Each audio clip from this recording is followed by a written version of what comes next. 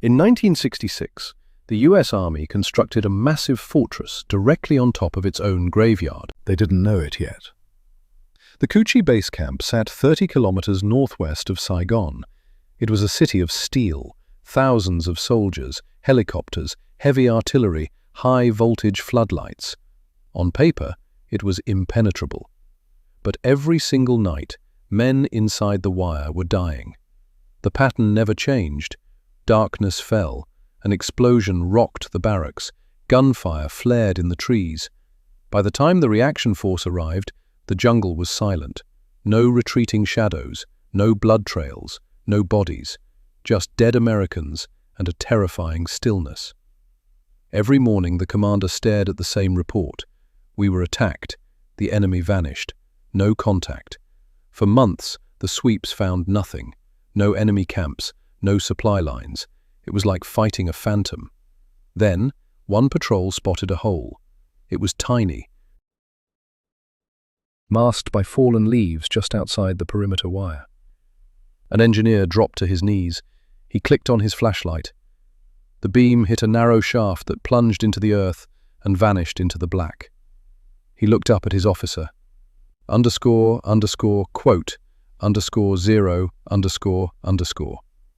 What they hadn't realized was that beneath the mess halls and the barracks, a hidden empire stretched for 250 kilometers.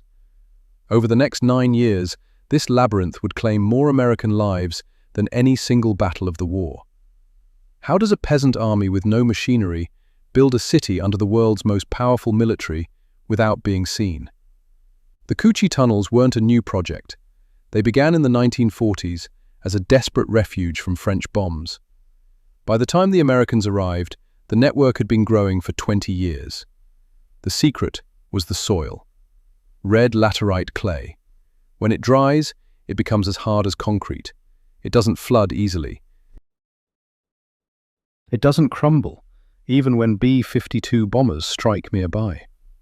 The Vietnamese didn't just find this spot.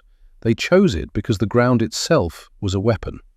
The tools were primitive, short-handled hoes, wicker baskets, human hands. Workers dug in the dead of night to evade patrols.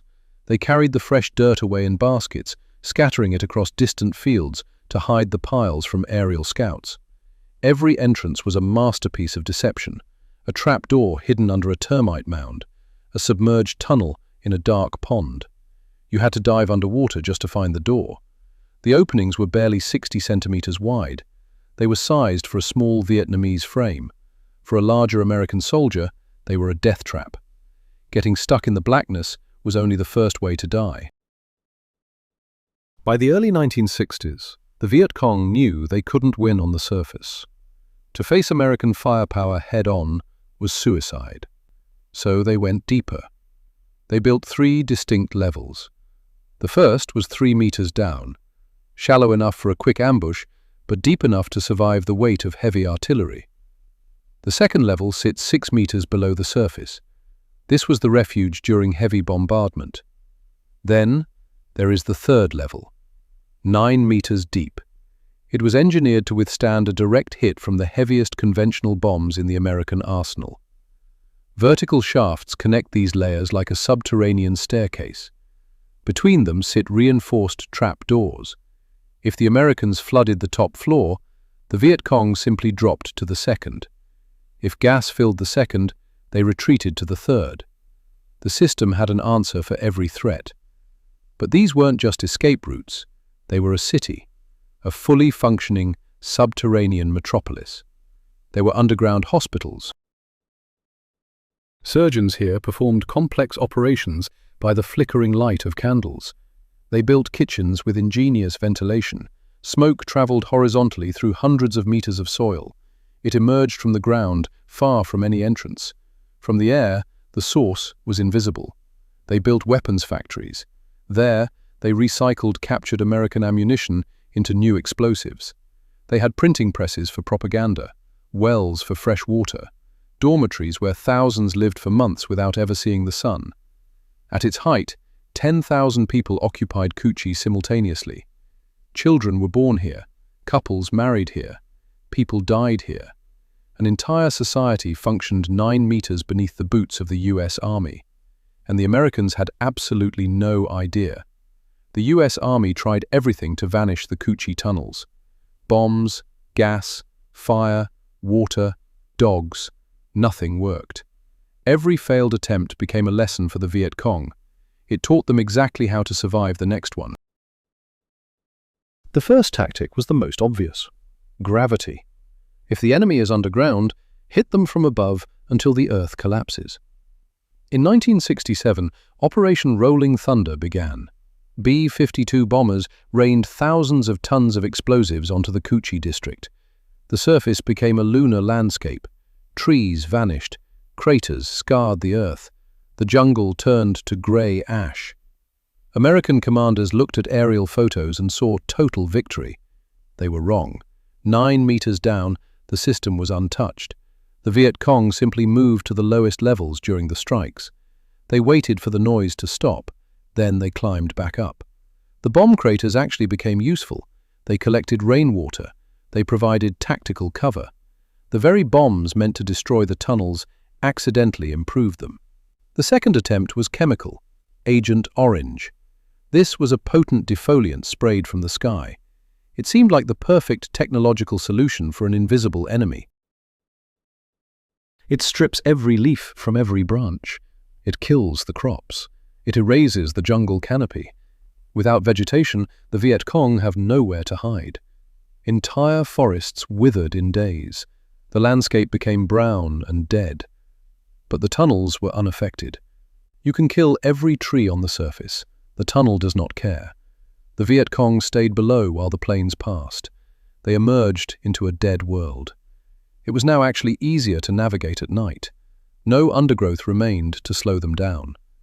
The third attempt was flooding. Engineers pumped water directly into the dark openings. Fill the holes. Drown the occupants. It was simple and effective, except for one thing. The Viet Cong had prepared. Between every major section, they had installed watertight trap doors. When the water rushed in, they simply sealed the room. They sacrificed the flooded chambers. The rest of the network remained bone dry.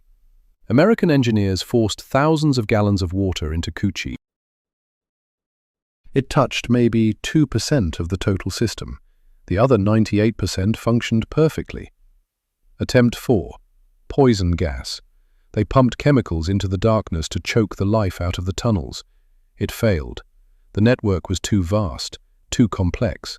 The gas dispersed and weakened as it traveled. By the time it reached the lower levels, it was barely an irritant. The Viet Cong had installed wooden ventilation baffles, simple panels that sealed off sections in seconds. The gas entered. The panels closed. The threat dissipated. The engineers pumping it in had no way of knowing if it worked. Nothing ever came out the other end. Attempt 5. Dogs. Elite German shepherds were sent in with their handlers. The animals were trained to find entrances by scent and mark them for destruction. But the Viet Cong learned quickly. They smeared American soap and crushed pepper around the tunnel openings. The soap smelled like friendly forces. The pepper blinded the dogs' noses for hours. Handlers watched in confusion as their animals stepped right over hidden holes. The dog program was quietly abandoned. The world's greatest superpower had been outsmarted by wooden boards, soap, and kitchen spices. Then, the Americans made a decision that would haunt those who made it. If the machines were useless, they would use a man. He had to be small enough to crawl through a 60-centimeter hole. He would carry a handgun and a light. He would hope to come back out.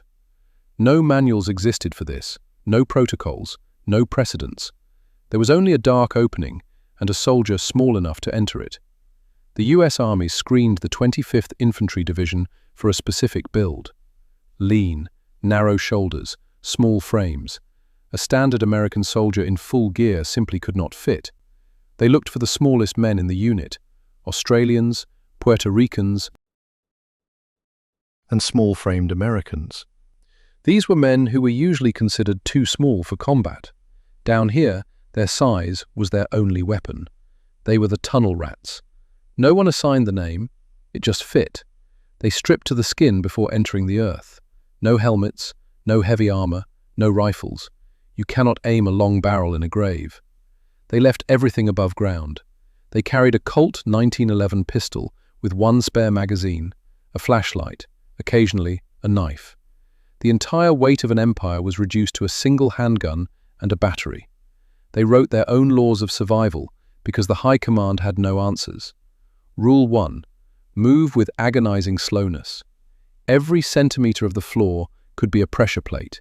Every wall could hide a wire stretched at throat height in the dark. Rule 2. Use the flashlight as little as possible. Light travels far in a tunnel. If you can see, you can be seen. You must learn to move in total darkness. You learn to feel the walls. You learn to hear breathing that isn't your own. Rule 3. If you hear movement ahead, stop. Wait. Wait for your vision to find the light. Listen for a direction, a distance, a count. Then make a choice. What lay inside defied every briefing the US Army had ever given. For 2 decades, the Viet Cong prepared for this exact moment. But the first thing a tunnel rat met wasn't a soldier. It was a trap. They used punji sticks.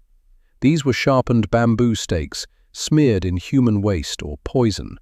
They sat in shallow pits under a dusting of soil. You reach forward to crawl. Your hand breaks the surface. The wood drives through your palm. Often the infection proved more lethal than the injury itself. Some pits used angled stakes. They entered easily. They only exited by tearing through muscle and bone. Other traps featured a double-sided nightmare. Stakes from the floor. Stakes from a false ceiling. You would slide between them without knowing. Then you tried to move, forward or back, it didn't matter. You were pinned. And then there were the animals. Bamboo vipers were kept in clay pots. They were sealed with paper and rigged to door frames. You open the door. The pot shatters. The snake falls onto your neck in total darkness. Men learned to clear doors from the side. They used knives to feel for tripwires, to feel for pots, to feel for anything out of place. Scorpion boxes hung by invisible threads.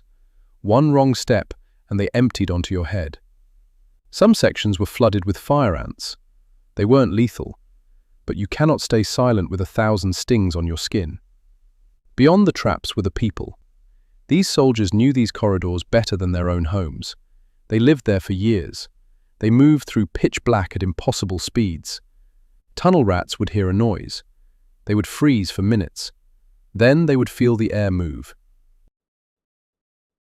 Someone had just passed within inches. No sound, no light. Firefights happened at a distance of 2 meters, sometimes closer. The mental cost was staggering. On the surface, you feared exhaustion and loss. Underground, you faced something primal. You feared the walls. You feared the dark. You feared the unknown 6 inches from your eyes. Many tunnel rats served multiple tours. They came back broken in ways they could never explain. Their nightmares weren't about guns. They were about the silence, the weight of the earth, the sound of breathing that wasn't their own. Here is the final tally. 9 years. Billions of dollars. The greatest military machine in history versus peasants with hand hose. The peasants won. By 1975, the Americans were gone. But the Cu Chi tunnel system remained. It was fully intact. It functioned exactly as planned. The B-52 bombers failed. The chemical defoliant failed. The water didn't drown it. The dogs didn't sniff it out. Even the tunnel rats couldn't break it. 250 kilometers of narrow, hand-scraped earth did what no superpower could. It outlasted the absolute peak of American military technology. The price was measured in blood on both sides. In the Cu Chi base camp, the 25th Infantry Division bled more than almost any other unit in Vietnam. Thousands of soldiers were broken or buried by a shadow they never saw. The enemy struck from places no one expected. Then, they vanished back into the soil before a single shot could be returned. For the Viet Cong, the cost was just as grim. Tens of thousands died inside the Cu Chi system. Some were crushed by deep penetration bombs. Others choked on gas or met their end at the hands of tunnel rats waiting in the black. The tunnels of Cu Chi stand as a brutal proof of one thing. The US Army had every advantage money could buy. They had the air power, the firepower, the bottomless resources. The Viet Cong had shovels, dirt, and no other options. When there is nowhere else to go, you sink into the earth. You dig, you survive, you wait for your moment. In any conflict, the ultimate weapon is never a piece of technology. It is the simple, terrifying refusal to stop. It is what remains when everything above ground is burned away. Those tunnels are still there today. 250 kilometers of hand-dug darkness. They outlasted an empire. If this story resonated with you, subscribe. It helps the channel grow. Thank you.